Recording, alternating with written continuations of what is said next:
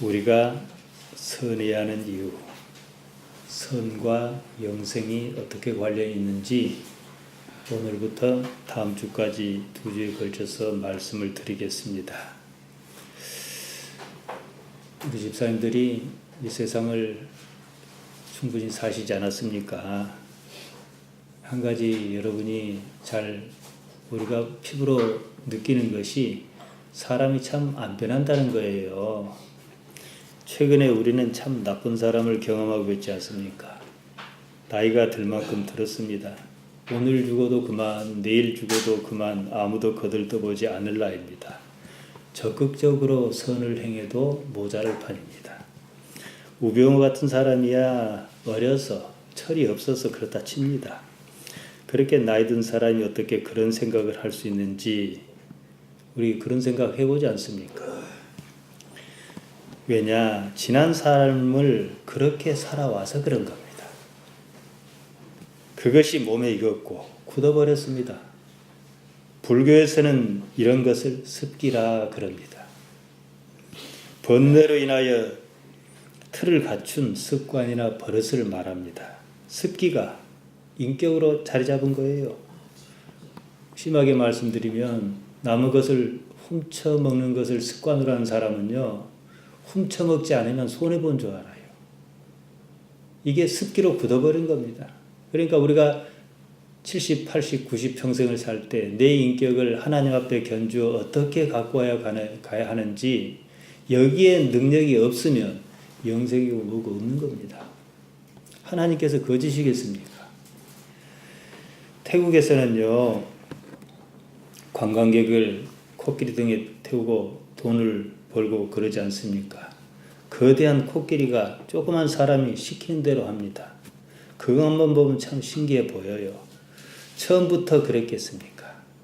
아기 코끼리 때 며칠을 쇠사슬로 묶어놓고 쇠고정으로 찌르고 쇠 조각이 박힌 채찍으로 마구 때립니다. 그러다가 죽는 코끼리도 있습니다. 그렇게 기가 질린 코끼리는 말을 잘 듣습니다.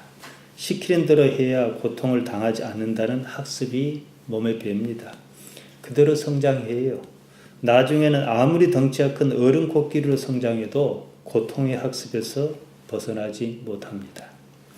학습은 보통 배워 익히는 것을 말합니다.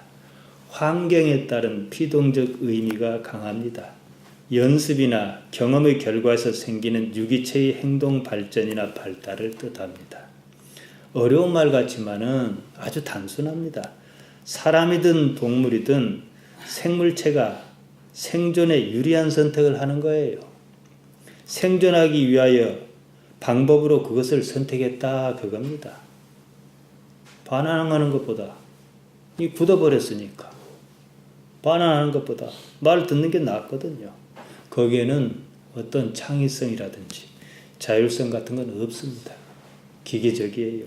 우선 피하고 보자. 그래야 고통을 당하지 않는다. 그뿐이에요. 고통을 말씀드렸지만 좋은 것도 마찬가지입니다. 어떤 짓을 해서 좋은 결과가 나타나면요, 계속 그 짓을 해요. 바늘도둑이 왜 소도둑 되겠습니까? 안 잡히니까 그런 거예요. 계속 그게 이익이니까 그런 거예요. 노름의 맛을 들이면 일을 못합니다. 왜냐? 죽으라고 일해봐야 몇 푼 안 되거든요. 한 방만 터지면 끝인데. 인간도, 코끼리나 인간도 마찬가지예요. 단 하나의 가능성만 제외한다면 말입니다. 내가 왜 이렇게 맞고 살아야지? 이런 의문의 가능성 말이죠. 코끼리는 왜 맞는지 몰라요. 생각 안 합니다. 말을 잘 들으면 안 맞는 거고 바나나 하나라도 더 얻어먹는 거예요. 사람이라고 다 사람 아닙니다. 사람이 사람인 것은 자기 스스로를 갱신하려는 무엇이 있을 때 사람이라 하는 거예요. 서두에도 말씀드렸습니다. 사람 안 변한다. 좋은 말 아닙니다. 변해야 해요. 끊임없이 높은 데를 향해서 변해야 해요. 대개는 그러지 않는다는 거예요. 생존에 위협을 주지 않는 한 안주하는 편을 택합니다. 그것이 생존에 유리하다고 판단하기 때문입니다. 그 이상의 가능성을 아예 배제합니다. 그런 식으로 자기라는 틀을 갖춥니다. 그것이 우리가 흔히 자기라고 생각하는 그것입니다. 예수님께서 제자에게 자기를 부인하라 그러셨습니다. 부인해야 하는 자기는 바로 그런 거예요. 자기라고 하는 울타리가 있습니다. 관념의 장벽입니다. 호두껍질 같은 것이에요.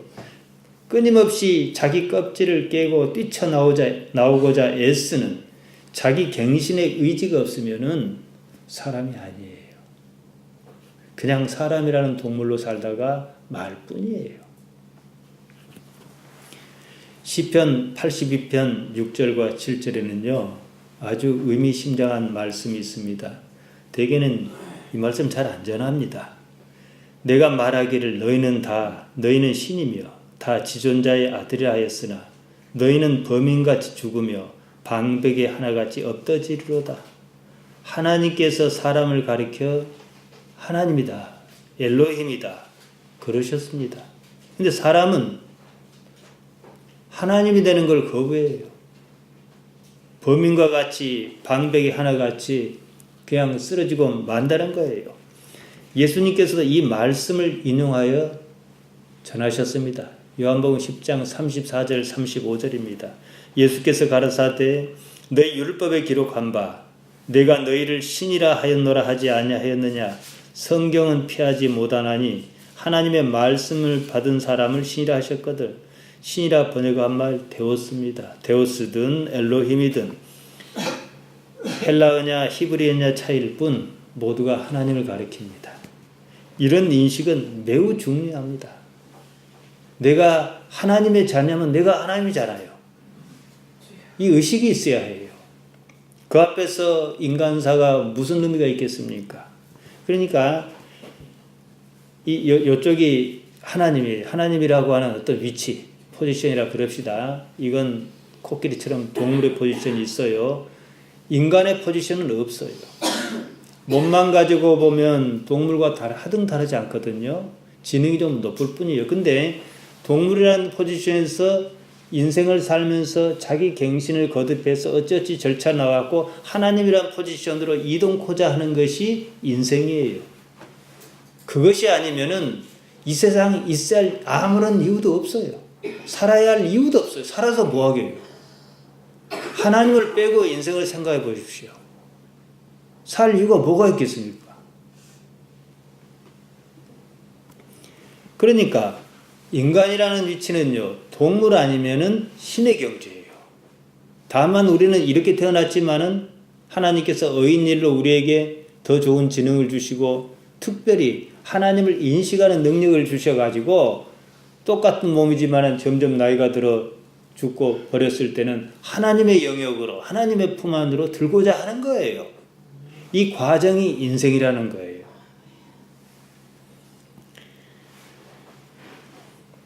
이런 관점에서 동물이냐 아니냐를 나누는 기준은 명확합니다. 자기를 갱신하느냐 하지 않느냐 이겁니다. 자기만 가지고는 동물의 범주를 벗어나지 못합니다. 동물의 자기를 뛰어넘고자 하는 것이 우리 기독신앙입니다. 하나님의 경지에 들고자 하는 거예요. 영혼의 세계, 신의 경지에 들기 위해서는 자기에 대한 이해와 자기 부인은 반드시 거쳐야 하는 과정입니다. 그래서 인생에 이러고 저러고 한 일이 많고 좋은 일보다는 내 마음에 안 드는 일이 더 많은 거예요. 내 마음에 안 들지만 그쪽으로 바꿔야 하기 때문에 말이죠. 대부분의 사람이 여기 걸려 넘어집니다. 구원받은 무리가 그만큼 적다는 뜻입니다. 여러분이 지금 당장 내 가슴 속에 영혼에 대한 소망이 있는지 한번 생각해 보세요. 여자를 돌로 쳐 죽이려던 사건이 있었습니다. 여자가 간음죄로 모세의 율법을 어겼다고 그럽니다. 예수님께서는 그들을 돌려보내셨습니다. 여자만 남았습니다. 여자에게 말씀하십니다. 요한복음 8장 11절입니다. 나도 너를 정죄하지 아니하노니 가서 다시는 죄를 범하지 말라. 번역이 그다지 좋지 않습니다. 예수님께서 여자를 정죄하지 않는다 그러셨어요. 정죄하다 카타크리노입니다. 카타와 크리노가 결합한 말인데 뭐뭇에 대하여 판단하다 이 말이 뭐뭇에 대해서 나도 판단하지 않는다. 뉘인 메케티 하마르타네라 했습니다. 뉘는 지금을 말하는 부사입니다. 지금 메케티 더 이상 그런 식으로 죄 하마르타에 빠져 살지 말아라. 무슨 죄를 저질렀느냐 저지르지 않느냐 그런 것보다도 그런 삶이 잘 사는 삶일 수 없다. 잘못 사는 삶이라는 뉘앙스를 읽어야 합니다. 거듭 말씀드리지만 요한복음 8장 초반은 판단의 문제입니다. 핵심적인 단어는 판단하다, 크리노입니다. 예수님께서 여자에게 나도 너를 판단하지 않는다 그러셨어요. 그래놓고 다음 말씀이 나옵니다. 요한복음 8장 15, 16절입니다. 너희는 육체를 따라 판단하나 나는 아무도 판단치 아니하노라. 만일 내가 판단하여도 내 판단은 참되니 이는 내가 혼자 있는 것이 아니요 나를 보내신 이가 나와 함께 계심이라. 너희 판단이 틀린 이유, 그리고 예수님의 판단이 옳은 이유, 이렇게 나옵니다. 너희 판단이 틀린 이유는 다른 게 아니에요. 육체를 따라 판단하기 때문이에요. 육체를 따라 카타텐 사르캄 이렇게 쓰고 있습니다. 앞에서 보았습니다만 카타는 멋을 따라서 육체 사르크스 이 몸뚱이를 말합니다. 그러니까 너희 판단이 잘못인 이유는 몸에 따라 판단하기 때문이라는 거예요. 몸이란 얘기가 나왔으니까 로마서 8장 13절에서 바울은 이렇게 말합니다. 너희가 육신대로 살면 반드시 죽을 것이로되 영으로서 몸의 행실을 죽이면 살리니. 육신과 영을 대비시킵니다. 육신은 사르크스를 말하고 영은 우리가 잘 아는 푸뉴마입니다. 그러니까 성경은요, 사람의 영이든 하나님의 영이든 다 푸뉴마, 따로 구분하지 않습니다. 푸뉴마는 숨, 생명이란 뜻도 있습니다. 그러니까 육신이 아닌 거예요. 육신대로 산다는 말은 몸의 요구대로 산다 그 말인데요. 앞서 육체를 따라 판단한다는 말과 똑같은 방식으로 쓰였습니다. 육체를 따라 살면 반드시 죽을 것이로되 이 말이에요. 유대인은 여자를 판단했습니다. 예수님께서는 나도 너를 판단치 아니하노라 그러셨어요. 예수님도 판단 안 하는 것을 그들은 판단했어요. 그들 판단이 옳으냐 이 말이에요. 왜 그들의 판단이 옳지 않은가? 육체를 따라 판단했기 때문이라는 거예요. 예수님께서는 판단하지 않는다 그러셨습니다. 만일 당신께서 판단한다 하셔도 그 판단이 참이다. 그 이유는 옳은 이유를 따로 말씀하셨습니다. 하나님께서 함께 하시기 때문이다. 우리도 이 두 가지 경우 외에는 해당이 안 됩니다. 우리도 판단하지 않아야 합니다. 판단을 할 수 있는 경우가 있어요. 하나님과 일체일 때. 사실 하나님과 일체라는 것은 처음 시작은 어렵지만 나중에는 쉬워요. 왜냐? 내가 싹 없어져 버리면 그만이거든요. 그럼 하나님만 남으니까 말이죠.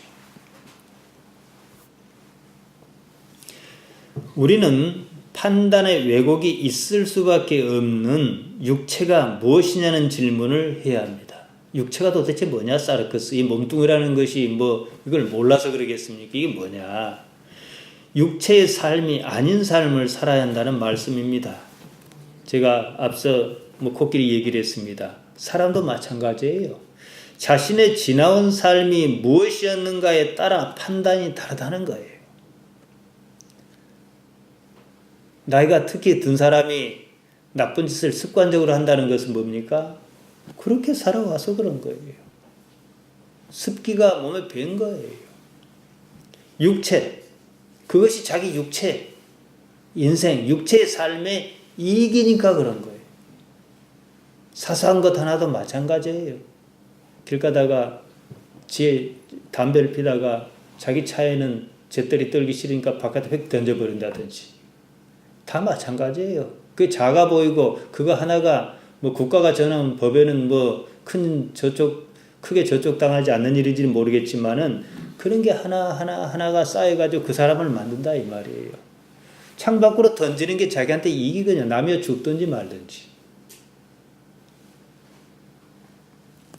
육체, 사르크스는 단지 이 몸뚱이만 말하지 않습니다. 자기 몸 안에 어떤 이야기가 담겨 있느냐 이거예요. 내 몸 안에 예수 그리스도로 말미암아 하나님의 얘기가 담겨 있으면 하나님의 사람이에요. 내 몸 안에 독놈 심보가 담겨 있고 어떻게 하면 남이 죽든지 말든지 갈취를 못해서 그래서 재미 보고 집도 사고 뭣도 사고 이런 삶으로 쌓여 있으면 그게 그 사람이에요. 그거나 어렸을 때 잔뜩 맞고 사람 말 잘 듣는 코끼리나 무엇이 다르냐는 거예요. 그 이야기를 자기 몸 안에 담긴 이야기를 사실로 믿고 모든 판단의 기준으로 삼음으로 이제는 사실에 대한 왜곡이 발생합니다.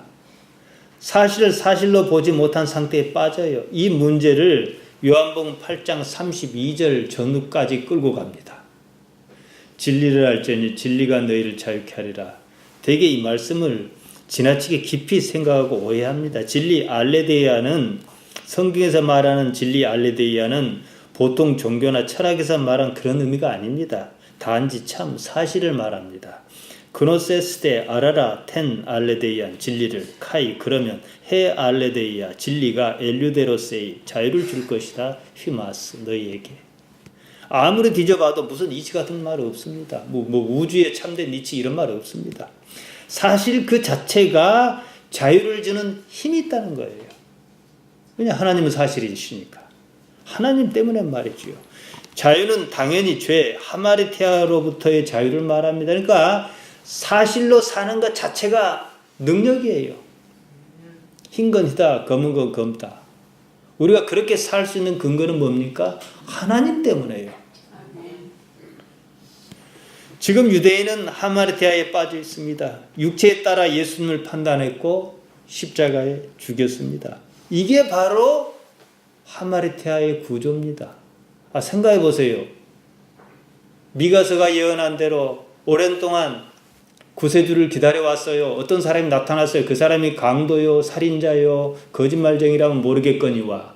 그러지 않다고 하면 과연 그분이 맞는가라고 따져봐야 하잖아요. 육체가 옳다고 믿은 거예요. 그거 죽였어요. 하나님의 이름으로 하나님의 아들을 죽였어요. 오늘날도 그러고 있다는 것입니다. 왜 교회가 시끄럽습니까? 시끄러울 이유가 없지요. 마가복음 10장 17절 이하에 부자 청년 얘기가 나옵니다. 그는 예수님께 나와 어떻게 해야 영생을 얻을 수 있는지 여쭈었습니다. 영생에 관심이 있었다 이 말입니다. 신앙적으로도 남못지 않았습니다. 계명에 충실했습니다. 하지만 그는 재물 때문에 근심하다가 결국 예수님을 떠났다 그런 얘기입니다. 대개 청년을 재물에 걸려 넘어진 사람 정도로 이해합니다. 하지만 이 이야기의 시작 부분에 관심을 가지는 사람은 그리 많지 않습니다. 이 이야기는 부자 청년 얘기도 재물 문제 얘기도 아닙니다. 영생의 문제입니다. 대개는 재물과 영생을 공존할 수 없는 것쯤으로 이해합니다. 그러지 않아요. 영생은 우리 신앙의 궁극 목표입니다. 때문에 설령 재물을 포기한 한이 있어도 영생을 얻어야 한다는 관점만 가지고 이해하고 있습니다. 재물과 영생은요, 별개 문제입니다. 단지 성경에 나오는 그 사람에게 있어서 재물과 영생이 서로 조화를 이루지 못한다는 것 뿐입니다. 한마디로 너는 재물을 가질 자격이 없다. 이게 바로 예수님께서 청년에게 주시는 말씀이에요. 무엇이 더 중요하냐 이 말이에요. 영생이 그렇게 중요해요. 근데 내가 지금 이제 재물을 포기를 못 하겠는 거예요. 그럼 예수님께 물어봐야죠. 예수님 좀 갖고 있다가 나중에 좀 놓으면 어쩌겠습니까? 그래야죠. 다시 말씀드리면 오늘날 교회 담임 목사 세습도 좋고 다 좋은데요. 무엇이 더 중요하냐 이 문제예요.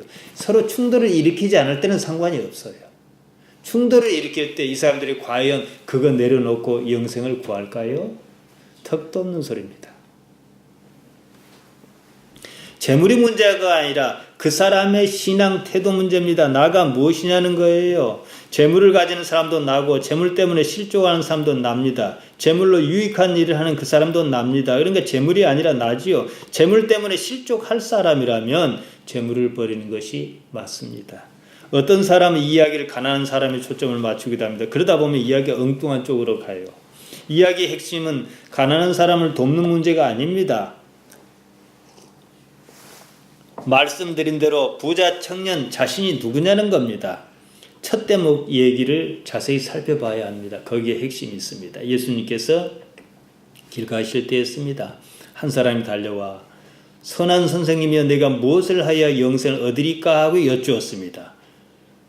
자, 그럼 영생 문제로 바로 넘어가야 할 텐데 성경 문맥은 좀 이상해요. 마가복음 10장 18절에 보면은 네가 어찌하여 나를 선하다 일컫느냐 하나님 한 분 외에는 선한 이가 없느니라.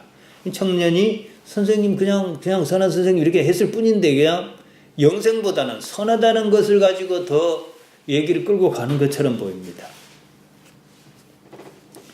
예수님을 그렇게 부른 특별한 이유가 있어 보이지도 않는데요. 다만 예수님께서는 선하다는 말에 크게 반응을 보이십니다.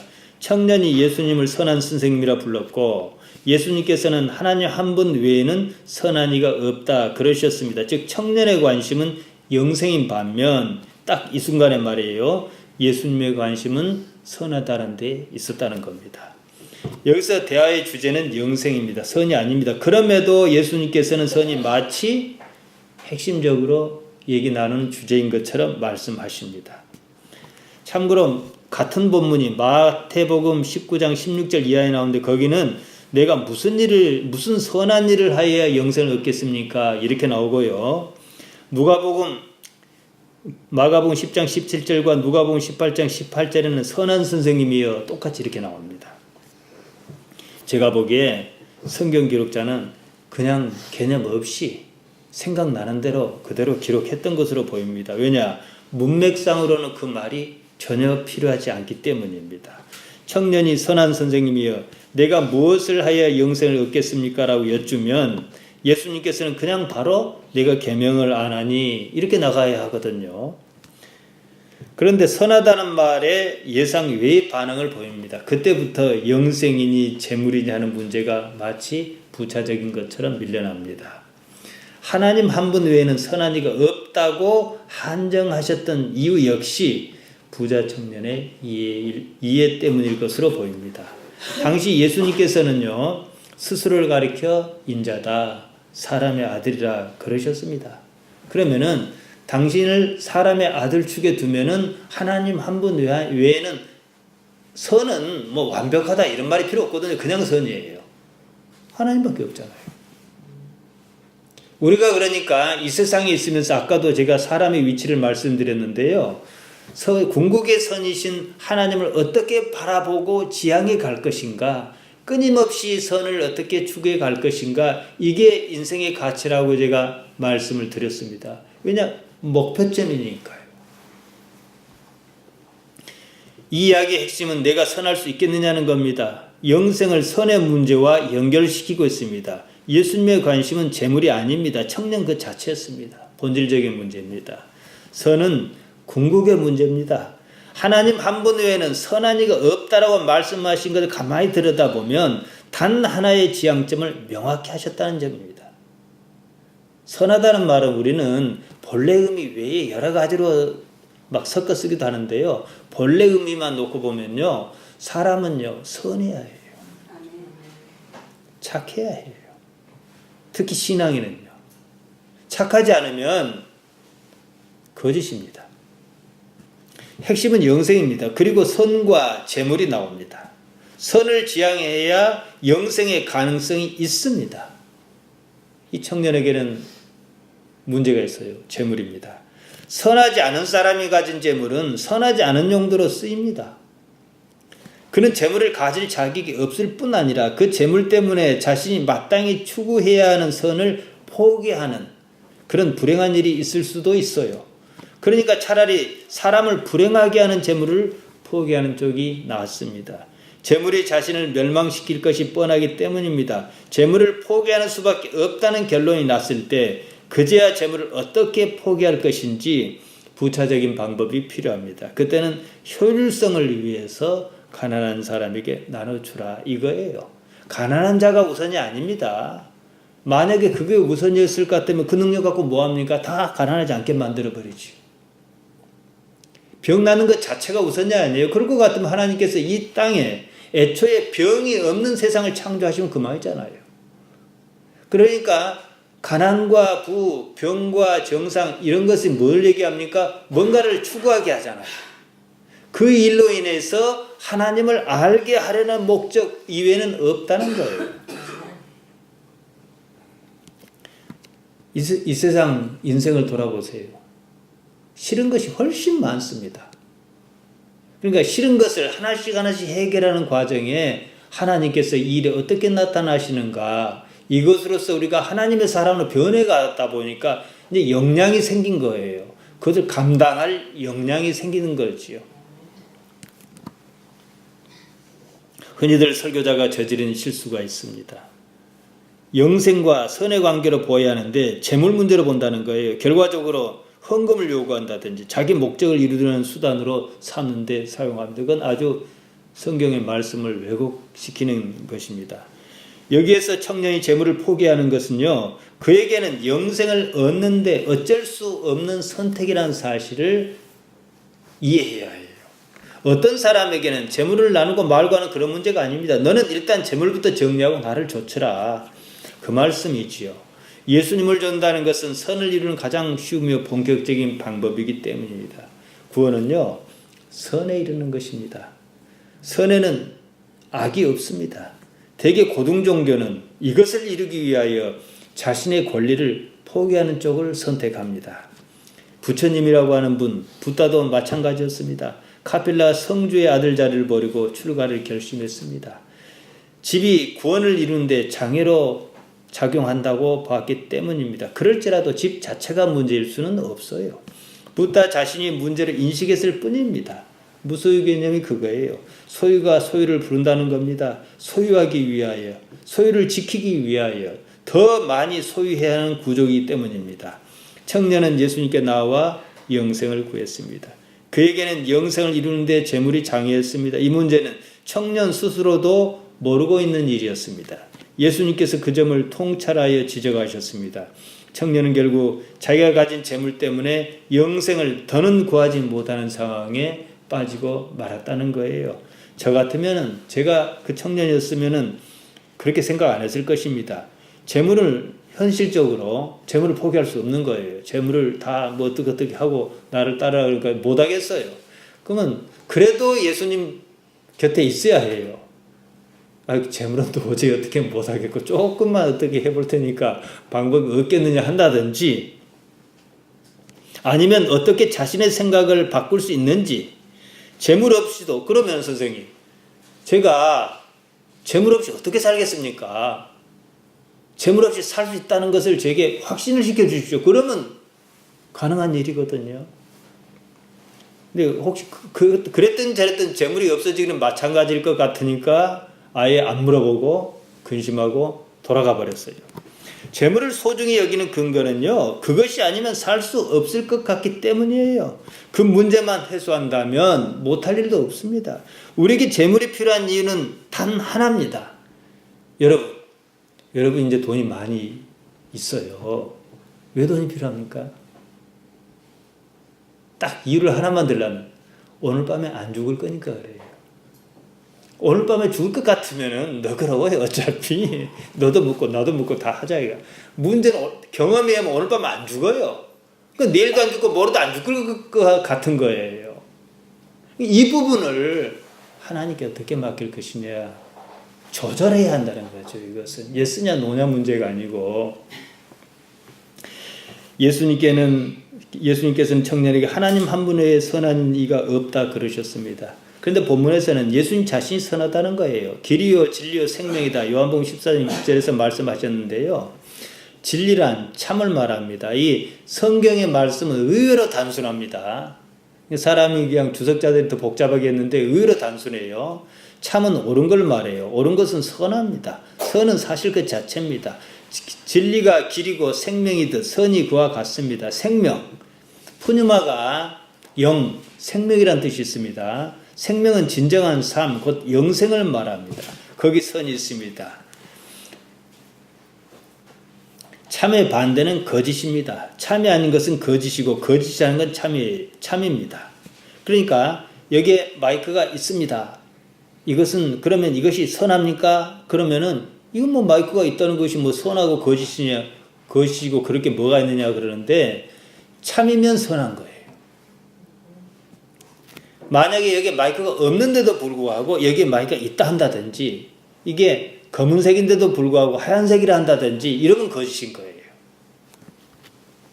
사실을 사실대로 말할 수 있는 것이 참고 진리, 그 사실은요, 그 자체가 선입니다. 창세기 1장에 보면은요, 하나님께서 세상을 창조하실 때에 얼마나 좋으셨는지 보시기에 좋았다라는 말이 한 7차례 정도 연속 뭐 하나 만들어 놓고 보시기에 좋았다라 이렇게 계속 나옵니다. 선하다의 뜻이에요. 거기에는 거짓이 없었습니다.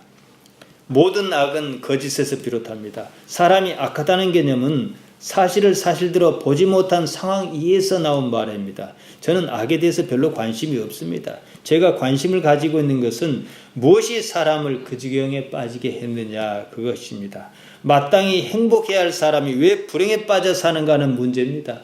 거짓 때문이에요. 거짓의 시작은 외식입니다. 그래서 우리 기독신앙에서 가장 나쁜 말이 외식입니다. 그것은 모든 악의 출발점입니다. 사실을 직간접적으로 왜곡시키기 때문입니다. 있는 그대로 보지 못하도록 만듭니다. 거짓과 악은요, 실상은 같은 개념입니다. 다른 세 복음서와 달리 요한복음은 예수님의 말씀이 조금 단도직입적인 부분이 있습니다. 나는 무엇이다. 나는 길이다. 나는 진리다.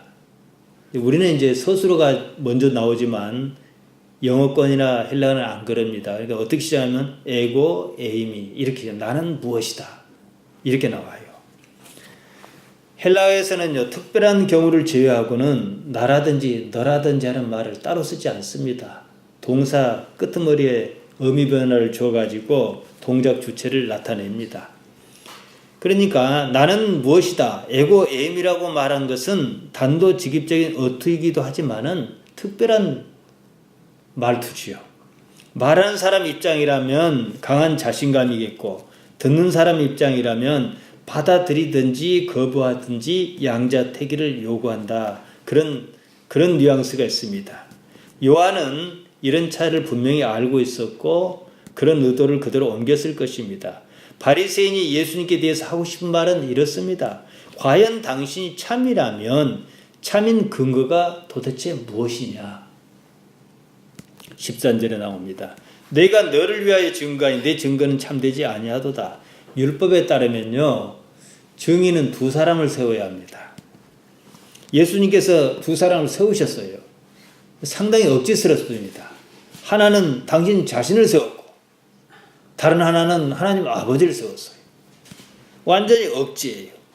자기 자신을 증인으로 세울 수 있는가 하는 문제가 첫 번째고 아버지가 누구인가 하는 쟁점이 여전합니다만 제가 보았을 때 이 문제는 예수님께서 일으키셨다고 보기보다 요한의 기록 방식이 그렇지 않나 싶어요. 궤변인지 억지인지 몰라도 예수님의 논리 타당성이 없다고 보기는 어려운 상황입니다. 바리새인이 어떤 사람이니까 논리의 허점을 집어내는 능력을 갖춘 사람입니다. 이 법이라는 것도 보면은 결국은 논리 싸움이에요. 심증은 있지만 물증을 확보하지 못한 것처럼 사건이 이제 거기서 넘어가고 맙니다. 그래서 20절에 보게 되면은 잡는 사람이 없었으니 이는 그의 때가 아직 이르지 아니하였음이라 하고 그냥 대충 넘어갑니다. 예수님께서는 결국 십자가에 돌아가시겠지만 그것은 힘에 의한 것이었지 논리에 의한 것은 아니었습니다. 그들은 예수님께 논리로 해볼 도리가 없었습니다. 그러자 힘으로 몰아붙였습니다. 십자가였습니다. 예수님께서는 스스로를 증거함으로 참되지 않다고 13절에서 바리새인이 한 말에 대하여 나는 참되다 분명히 그러셨습니다. 그리고 14절 보면요. 내가 나를 위하여 증거하여도 내 증거가 참되니 나는 내가 어디서 오며 어디로 가는 것을 알미언이와 너희는 내가 어디서 오며 어디로 가는 것을 알지 못하느니라. 무슨 말입니까? 예수님께서는 자신의 증거가 참이라는 근거를 말씀하시는데 근거를 뭘 가지고 되냐면요. 당신께서 어디서 오며 어디로 가는지를 안다는 거. 그러니까 바리새인들은 말문이 콱 막혀버린 거예요. 네가 어디서 와서 어디로 가는지 아냐 그러면 할 말이 없거든요. 존재의 근거를 모르고 있기 때문이었습니다. 여기에 발목이 잡혔습니다. 더 따지지도 못하는 상황이었습니다. 예수님께서 하신 말씀은 삶의 본질을 알고 계시다는 거예요. 율법에서 두 사람의 증인을 세우라고 한 이유는요, 판단의 오류를 줄이기 위해서 그렇습니다. 뒤집어 보면 참다운 판단을 할 수만 있다면 증인은 구태여 두 사람이 이해할 이유가 없어요. 나만 참으면 그만이지요. 나는 내가 누구인지 안다는 말씀이 무엇이겠습니까? 나 혼자만으로도 충분하다. 그런 뜻입니다. 그러한 나는 그 자체가 참이니까 말입니다. 그러는 너희는 자기 자신이 누구인지를 아느냐는 반어적 질문이기도 합니다. 그것도 모르면서 따지느냐는 말씀이지요. 이제 15, 16절을 보면요. 아까도 우리가 봤습니다마는 너희는 육체를 따라 판단하나 나는 아무도 판단치 아니하노라. 만일 내가 판단하여도 내 판단은 참되니 이는 내가 혼자 있는 것이 아니요 나를 보내시니가 나와 함께 계십니다. 너희 판단이 참일 수 없는 이유 육체를 따라 판단하기 때문이라 그러셨습니다. 사람은 잘못 판단할 수밖에 없습니다. 판단의 주체가 이미 거짓에 빠졌기 때문입니다. 판단에 육체가 개입했기 때문입니다. 한 사람의 인생이 개입했기 때문입니다. 육체는 단지 몸뚱이를 말하는 것이 아닙니다. 육체가 속한 삶의 환경 모두를 포함합니다. 단순히 육체 자체만으로는 아무런 판단도 하지 않습니다. 그러니 잘못이 있을 리 없습니다. 고대 신학은 이런 차이를 구분하지 못했어요. 그래서 이게 어디로 갑니까? 육체는 나쁜 것 이렇게 가버린 거예요. 사람은 태어나는 것만 가지고 사람이라 할 수 없습니다. 사람은 이 세상에서 부모로부터 물려받은 생물학적 출생이 있습니다. 그리고 사람과 사람 사이에서 빚어지는 관계에서 비롯하는 문화적 환경과 맞닥뜨립니다. 태어나는 순간부터 곧바로 삶의 환경이 문화적 환경에 놓입니다. 그것이 사람의 인격 형성에 영향을 많이 끼칩니다. 이것은요, 부모라든가 어린아이를 양육한다면 그 사람 입장도 입장이지만은 당사자 입장도 매우 중요합니다. 부모가 올바른 생각 가졌다 해서 자녀가 꼭 올바른 생각 가지지 않아요. 우리가 수요일날 사무엘을 보지 않습니까? 사무엘같이 훌륭한 사람이 어디가 있어요? 그런데 그 두 아들은 뇌물을 받고 판결을 굽게 했어요. 그래서 이스라엘로 하여금 이 왕을 세워달라는 요청을 하나님께서 거부하지 못하시도록 난감한 상황을 만들어 버렸습니다. 가정 형편이 안 좋았다 이렇게 말 못해요. 왜냐? 각각의 인생이 당하는 변수는 매우 다릅니다. 어떤 사람에게는 사소한 것이 그 사람의 인격 형성 발달의 방향을 바꿔버리기도 하고 그러거든요. 그러니까 우리는 내 자신이 내 주변에 걸쳐 있는 상황이 나에게 어떻게 침해하고 영향을 미치는가를 생각해야 한다는 거예요. 그리고 자꾸 이걸 바꿔나가야 해요. 사실 지금 예배를 하고 여러분이 설교를 듣고 성경책을 펴놓고 성경 구절을 읽는 것도요, 여러분 인격에 영향을 미쳐요. 그럼 미친다고 생각하면은 적어도 이건 옳다라고 우리가 인정하잖아요. 그러면 이걸 더 진지하게 봐야 하는 거예요. 그래야 내 인격을 0.1mm라도 더 키워나갈 것 아니겠습니까? 사람의 의식은 생물학적 출생으로 생기는 것이 아니에요. 참 궁금한 것이 이게 심리학자나 이런 사람들이 많이 논하는 문제인데 아기가 언제부터 자의식을 가질 것인가? 이건 대단히 중요한 문제입니다. 왜 중요해요? 여러분은 언제부터 나를 나라고 인식했습니까? 잊어버렸죠. 언제부터 그랬는지. 하도 오래됐으니까. 근데 어느 시점이 있단 말이에요. 이건 조금 복잡한 문제인데요. 우리 집사님도 살아계실 때 그런 일이 있을는지 모르겠습니다만은 세상이 많이 발달해요. 컴퓨터가 모든 걸 대체해요. 내 기억을 여기 연결해갖고 복사를 할 수 있어요. 그러면 어떤 이 인공지능이나 그럽시다. 그럼 이게 나일 수 있는가 문제가 발생해요. 내가 볼 때 나하고 똑같은 기억을 갖고 있지만 가족은 나라 하겠지요. 나를 둘로 얘기했죠. 근데 내가 볼 때 이건 나가 아니거든요. 근데 그러면 요거는 어떻게 했냐? 그럼 요것은 과연 이때부터 자의식을 바로 그 시점부터 갖고 시작할 수도 있다는 문제가 또 발생해요. 아주 복잡합니다, 이것은요. 아무튼요, 문화적 환경에서 의식의 발달이 어느 갈래로 가요. 이게 이제 하나님도 아시겠죠. 우리는 몰라요. 근데 어떻게 해서 이게 잘 풀린 사람은 참 사람이 똑똑만 하는 게 아니라 착하고 지혜롭고 하나님 보시 기뻐하고 욥처럼 이런 사람을 성장하기도 하고, 또 그렇게 나쁜 환경은 아닌데 불구하고도 내 것을 쥐었다면 놓을 줄을 모른다든지, 지방법만 옳다고 한다든지, 별것도 아닌 걸 가지고 고집을 폈다고 하면 죽는 날까지 고집을 핀다든지, 이런 쪽으로 간단 말이에요. 아무튼요, 출생과 동시에 의식을 제대로 갖추지는 않아요. 사람이 죽으면 생물학적 죽음을 말합니다. 더 이상 이 육체를 쓸 일이 없어지는 거예요. 그때 남는 것이 사람이라고 할 수 있는 바로 그것, 그 의식의 주체라는 겁니다. 성경적으로 볼 때 사람이 태어나는 것은 생물학적 출생에 한정하여 말하지 않습니다. 두 가지를 다 포함해요. 예수님께서 요한복음 3장 3절에서 니고데모에게 거듭나야 한다 말씀하셨어요. 겟네데 아노데. 겟나오는 출생을 말하고 아노데는 위로부터. 그러니까 몸은 부모로부터 나지만은 위로부터, 하늘로부터, 하나님께로부터 나는 무엇이 있어야 한다. 이게 거듭났다. 이렇게 표현하셨어요. 몸은 부모로부터 납니다. 그리고 거듭나는 일은 하나님께로부터 말미암는데, 이걸 조금 더 구체적으로 말씀드리면은 어떻게 하나님께로부터 납니까? 지금 내 몸이 속해 있는 환경의 주인이 하나님이시거든요. 그러니까 우리가 우리의 올바른 인격 형성을 알아차리려면, 성숙시키려면 환경의 주인이 하나님이신 것을 먼저 알아야 해요. 그래야 풀리는 일은 풀리는 대로, 풀리지 않은 일은 하나님께서 일을 어디로 인도해 가시려나 하면서 자꾸 자기를 수정해 가면서 갱신하겠지요. 평생 동안 그렇게 하나님과 부대끼며 살면서 자기를 갱신한 사람은 무엇을 지향하겠습니까? 그 사람이 이 세상을 지향하겠습니까? 하나님의 거룩한 도성을 지향하겠지요. 이게 바로 히브리서 11장에 말하는 믿음인 거예요. 하나님께서는 삶의 배경으로 역사하십니다. 그 환경을 기반으로 거듭난 일이 있다는 거지요. 우리가 하나님의 백성으로, 하나님의 자녀로 태어나는 출생은 육체의 출생처럼 어머니 뱃속에서 나오는 그런 출생은 아닙니다. 삶 전체가 출생이라는 과정입니다. 어머니 뱃속에서 10달을 채우고 나옵니다.